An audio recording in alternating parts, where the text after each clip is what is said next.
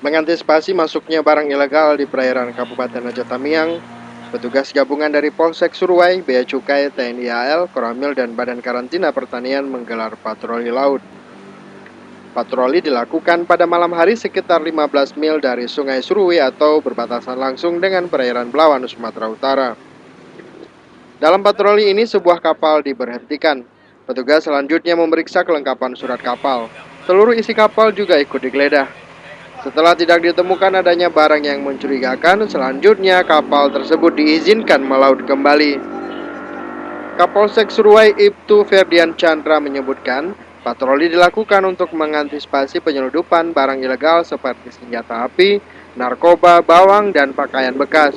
Patroli juga untuk memburu kapal asing mencuri ikan di perairan Indonesia.